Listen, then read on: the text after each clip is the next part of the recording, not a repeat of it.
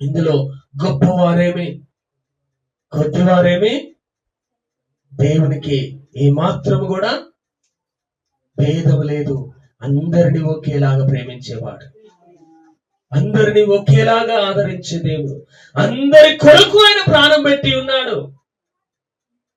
కేవలము ఒక తెగకు చెందిన వారికి మాత్రమే ఆయన ప్రాణం పెట్టలేదు, ఈ లోకమంతటికి కొరకు కూడా ఆయన ప్రాణం పెట్టిన దేవుడు. కాబట్టి అందరినీ కూడా ఆశీర్వదిస్తాడు. ఆయన భూమ్యాకాశములను సృజించిన యెహోవా చేత మీరు ఆశీర్వదించబడిన వారు. హల్లెలూయా, హల్లెలూయా. మనమందరం ఎవరి మాట? భూమ్యాకాశములను సృజించిన యెహోవా చేత మనం ఆశీర్వదించబడిన వారముగా ఉన్నాము. హల్లెలూయా, హల్లెలూయా. నేను ఆశీర్వదించబడలేదు అన్నవారు చేతులు ఎత్తాను. ఈ లోకములో ఎవరు లేరు, కానీ ఆయనను మాత్రమే ఎరగకుండా జీవిస్తూ ఉంటున్నారు.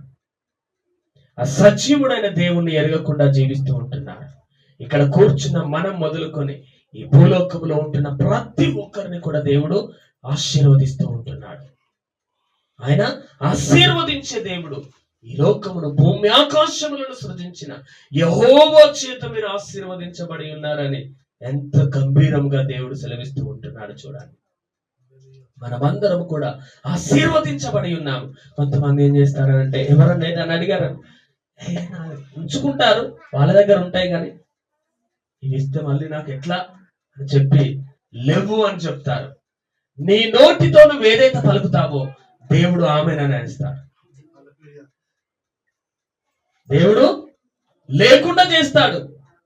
ఎప్పుడు లేదు లేదు లేదు అని నువ్వన్నంత కాలం కూడా, నువ్వెంత ప్రార్థన చేసినా, నువ్వెన్ని విధాలుగా కష్టపడి పని చేసినప్పటికీ కానీ నీకు వస్తూనే ఉంటాయి. రావని కాదు, వస్తూ ఉంటాయి, కానీ అవి ఒక్క దగ్గర ఎప్పటికీ కూడా నిలువగా ఉండవు. ఇలా వస్తాయి, అలా వెళ్ళిపోతాయి, ఇలా వస్తాయి, అలా వెళ్ళిపోతాయి. అదే నీవు దేవుని యందు నమ్మకము కలిగి ఉన్నట్లయితే నీ పొరుగు వానికి నీవు సహాయం చేసే విధముగా నీవు ఉండాలి. దేవుడే నిన్ను ఆశీర్వదించి ఉన్నాడు. ఆ ఆశీర్వాదము ఏ విధముగానైతే నువ్వు పొందుకొని ఉన్నావో ఆ ఆశీర్వాదం పొందుకున్నట్టుగానే జీవించాలి. మరలా లేమిలో ఉండకూడదు. దేవుడు యేసు క్రీస్తు ప్రభుల వారి లోకంలో జీవించినప్పుడు ఏమని సెలవిచ్చారనంటే, నీ యొక్క మరి శత్రువుకు ఒక లేకుంటే ఒక అంగి నిన్ను అడిగిన ఎడల 2 అంగీలు ఇవ్వమని చెప్పాడు. అదే విధముగా నిన్ను ఒకవేళ 1 మైలు దూరం వచ్చారని రమ్మని చెప్పారనుకో, 2 మైళ్ళ దూరం వెళ్ళమని చెప్పాడు.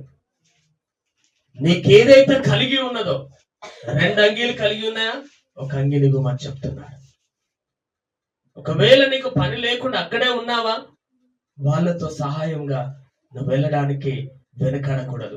ఆ మార్గంలో వెళుతా ఉంటే దేవుడు నిన్ను ఆశీర్వదించిన ఆశీర్వాదం గురించి వాళ్ళకు చెప్పు. సంఘం ఇలా ఉంటుందా?